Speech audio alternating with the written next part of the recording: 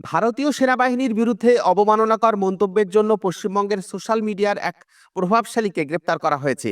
পশ্চিমবঙ্গের নদিয়া জেলার আড়ংঘাটার একজন সোশ্যাল মিডিয়া ইনফ্লুয়েন্সার সোশ্যাল মিডিয়ায় ভারতীয় সশস্ত্র বাহিনী সম্পর্কে অত্যন্ত অবমাননাকর মন্তব্য করার জন্য গ্রেপ্তার হয়েছেন।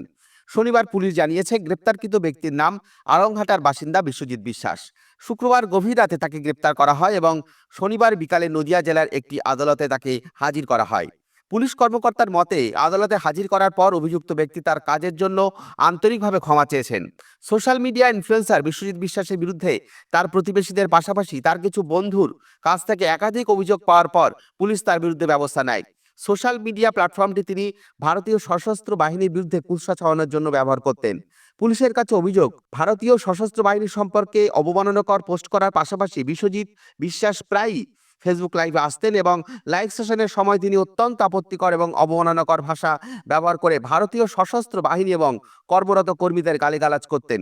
কিছু লোক এটি লক্ষ্য করে এবং তারা বিষয়টি স্থানীয় পুলিশের নজরে আনে, যার পর তাকে গ্রেপ্তার করা হয়। পুলিশ আরও জানিয়েছে যে গ্রেপ্তারের পর যখন তাকে জিজ্ঞাসাবাদ করা হচ্ছিল, তখন অভিযুক্ত ভারতীয় সশস্ত্র বাহিনীর প্রতি তার ক্ষোভের কারণ বা কী কারণে তাকে এই ধরনের অবমাননাকর পোস্ট করতে প্ররোচিত করেছিল তা ব্যাখ্যা করতে পারেননি। প্রসঙ্গত, এই বছরের শুরুতে অপারেশন সিঁদুর পর্বের সময় পশ্চিমবঙ্গের কিছু লোকের বিরুদ্ধে ভারতীয় সেনাবাহিনী সম্পর্কে আপত্তিকর মন্তব্য করার অভিযোগ আনা হয়েছিল এবং পুলিশ তাৎক্ষণিকভাবে তার বিরুদ্ধে ব্যবস্থা নেয়। কিন্তু বিশ্বজিৎ বিশ্বাসের ক্ষেত্রে পুলিশ সত্যিই বিভ্রান্ত। অভিযুক্ত কেন কোনো রকম প্রেক্ষাপট ছাড়াই এই ধরনের পদক্ষেপ নিয়েছেন বা মন্তব্য করেছেন, সে বিষয়ে পুলিশ সত্যিই ধন্ধে। নিউজ রেনেসা বাংলার একটি রিপোর্ট। আমি যে ইন্ডিয়ান আর্মি বা আমার দেশের বিরুদ্ধে দুটো চারটে কথা বলে ফেলেছিলাম, তার জন্য আমি মন থেকে ক্ষমা প্রার্থী। আমি আমার দেশের কাছে, আমি আমার প্রত্যেকটা আর্মি ভাই বোনের কাছে মন থেকে ক্ষমা চাইছি। পারলে সবাই আমাকে ক্ষমা করে দিও।